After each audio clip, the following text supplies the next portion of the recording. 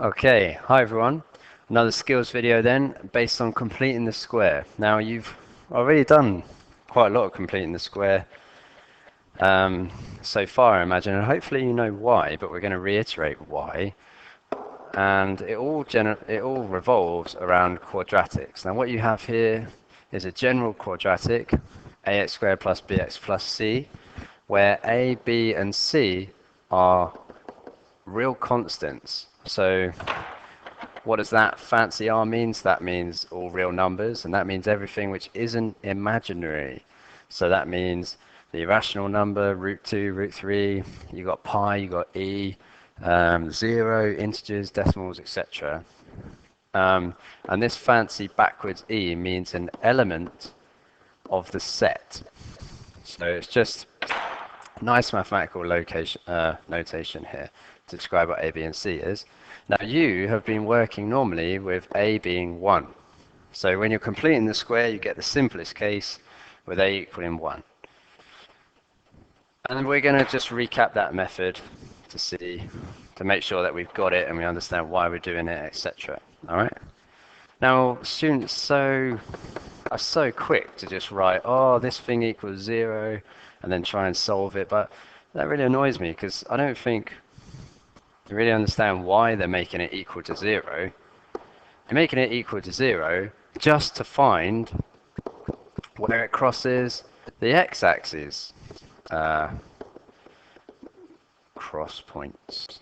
Where you're finding where it's crossing the x-axis, because this is a simultaneous equation between this curve here, which is a quadratic, and this line y equals 0, which is the x-axis. And remember from the simultaneous equations video, that's all it is. When you make two curves equal to each other, you're saying at that point x and y are the same at those points that these two graphs cross. But you know, so that's only when you set it equal to 0, that's only for that specific case when you're looking for where it crosses the x-axis, which is one way to draw a quadratic.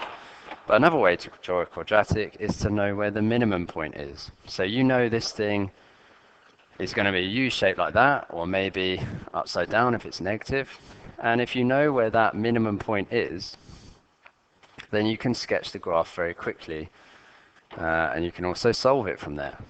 So let's do that. So I'm going to leave it as y equals. I'm not going to make it equal to 0 yet, because it doesn't have to equal 0. I'm still dealing with the original quadratic. So completed the square. I've got x. Remember, you want to always make it in terms of descending powers of x, going from left to right, right? So it is in that order. So I've got this thing, there's my x, minus whatever that number is over 2. Forget the other x, so that's now gone in there. All squared. Why am I doing that? Well, let's expand that out quickly just to see what's happening. Well, x times x is x squared, minus 3 over 2 times x, that's minus 3 over 2x, minus 3 over 2x again, that's that times that, and then this times this, minus times minus is a plus, and you got your 9 over 4. So you get x squared, subtract 3x, plus 9 over 4. This is all good, this is all good, that matches, but here I've got plus 4, and here I've got plus 9 over 4. Therefore they are not the same. So if this bracket expanded makes this, then I need to get rid of this to compensate for it. And I've also got the plus 4 to worry about. Okay, so that's why we say whatever's in that bracket there, that number there, you're going to minus the square of it. Okay, and that's because you've got that residual bit when you expand that bracket out. So if I clean this up, when we complete the square, I've got y equals x minus 3 over 2 squared, minus 9 over 4 plus 4, well 4 is the same as 16 over 4, so that's plus 7 over 4. There we go, completed the square. How does that help us? Well, we can draw the graph now really quickly by looking at where the minimum point is. So the min of y, so y min, equals, well, what's the minimum this can possibly be? What's the smallest value of y that this can possibly be? Well, it's got to be 7 over 4. Because think about it. If this bracket inside, let's say I pick a value of x, let's say 1. 1 minus 3 over 2, that's minus a half, all squared is then positive. So therefore I get a quarter plus 7 over 4, so that means y equals 2, which is bigger than 7 over 4.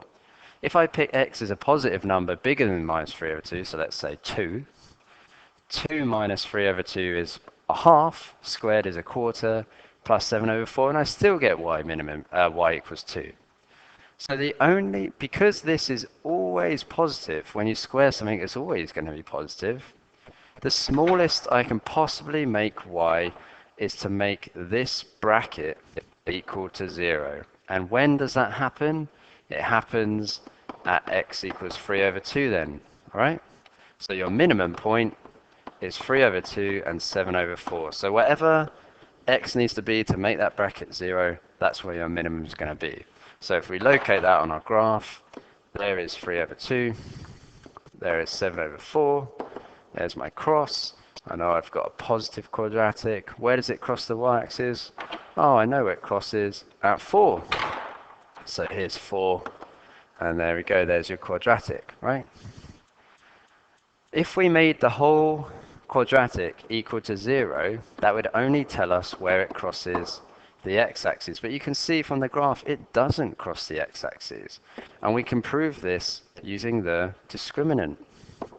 So remember the discriminant when you've got ax squared plus bx plus c, b squared minus 4ac equals, well this is my whole b, remember to include the minus, b squared minus 4 lots of a, which is 1, and c, which is positive 4. So this is 9, subtract 16, is minus 7, which is less than 0, and therefore no real roots, which tells me it does not cross the x-axis, okay? So completing the square, really useful because it tells you where the minimum is, and you can sketch it really quickly. And on here, we'll just put 3 over 2, 7 over 4, labeling that minimum clearly. Okay, let's step that up a bit then, where it's saying find the center and radius of the circle given by this equation here. Doesn't quite look like a circle, does it? Because we know a circle, the equation of a circle is this, right? Where the center is AB and R, well, R equals the square root of R squared, so R is R, the radius, okay? So, how are we going to make this thing look like that? Well, completing the square comes in, okay? Because that is very similar to the completing the square form, isn't it? So what we're going to do is, we're going to put all the x stuff together. So that's that and that together, plus all the y stuff together. And then we're going to move everything else to the right-hand side. So 4, move that minus 1 over, that's 5. And now we can complete the square on x and y separately. So I'm going to start with this bit, right? So x, like before, minus half of that thing, and it's minus because there's a minus there, squared. But remember, if I expand that out, I'm going to get x squared minus 4x plus 4, but I didn't start with a plus 4, so this needs to go. So minus 4 to compensate, right? Oops. Similarly, on this bit, I've got y plus a half. It says a plus there, so it's a plus there. Half of that, so that's 1 squared. Expand that out, y squared plus 2y plus 1. I got a plus 1, which I didn't start with. So I'm going to minus that 1. You see, you're minusing whatever is in that thing squared. And it still equals 5. So bring all the constants over. 5 plus 5 is 10. So our center is 2 minus 1, and radius root 10. Smiley face, which we can sketch easily now. Okay, let's move on then to when completing the square does not have a equals 1. So a is not 1 this time. So y equals ax squared plus bx plus c. I've already explained why we're not going to make this thing equal to 0 and then start dividing by 3 and getting rid of all that. Ugh, none of that, none of that. Let's keep it as y equals. We know our completing the square thing works when a equals 1. So, easy solution. I'm going to take a factor of 3 out of this section here. So I get 3x squared minus 4 over 3x. Let's leave constants on the outside. And now I can complete the square as normal. So don't ever skip this step. It's just going to go wrong. It always goes wrong. Okay?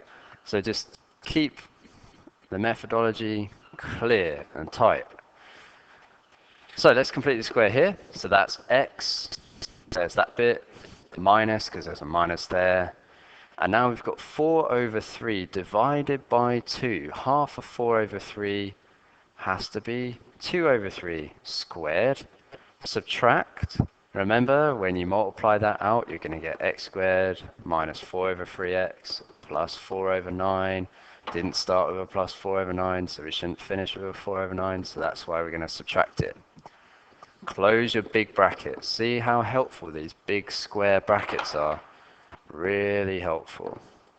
So big square brackets. And now you can finish by multiplying back out. So 3 lots of that. 3x minus 2 over 3 all squared. Minus 3 lots of that. So minus 4 over 9 times 3 is going to be minus 4 over 3 plus 5.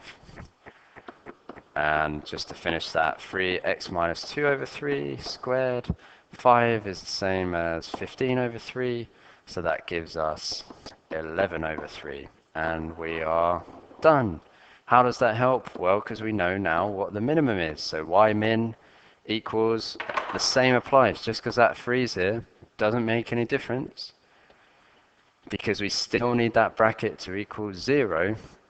Otherwise, y is just going to be bigger than what its lowest possible point could be. So x needs to be 2 over 3 to make that equal 0. So y min is 11 over 3, because this whole thing's gone. And our x, and this happens at x equals 2 over 3.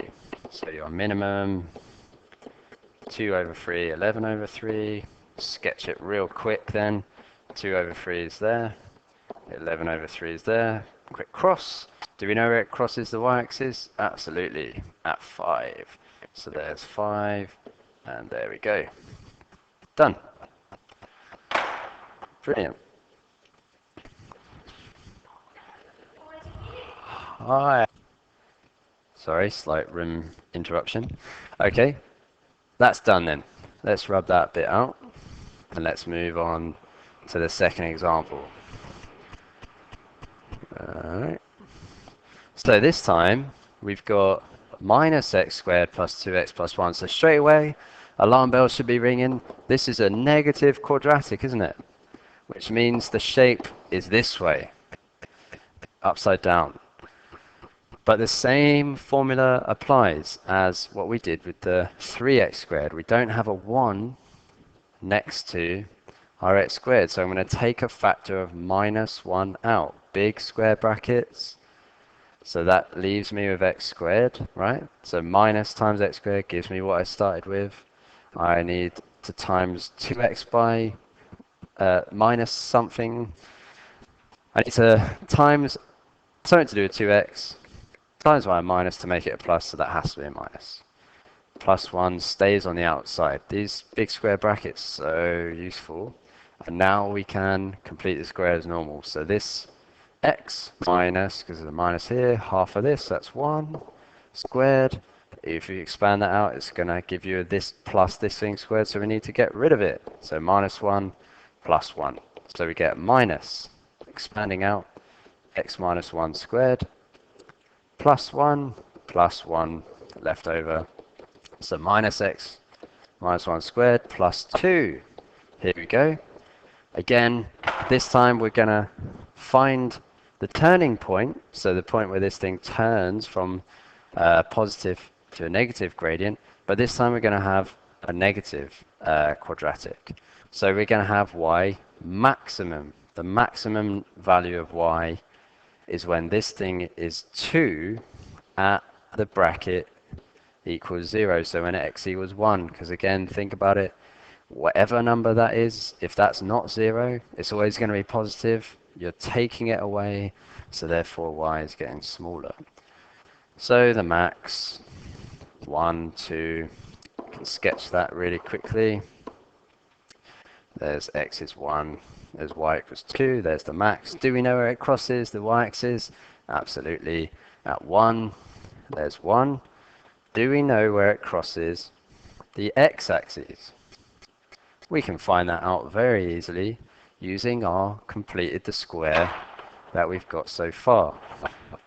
So if I get rid of this bit and show you how we could use it, so you could solve this thing equals 0 to find the x-intercepts, or you could carry on using your completed the square form, and this will give you a hint later for a classwork when we're showing how the quadratic formula was created in the first place.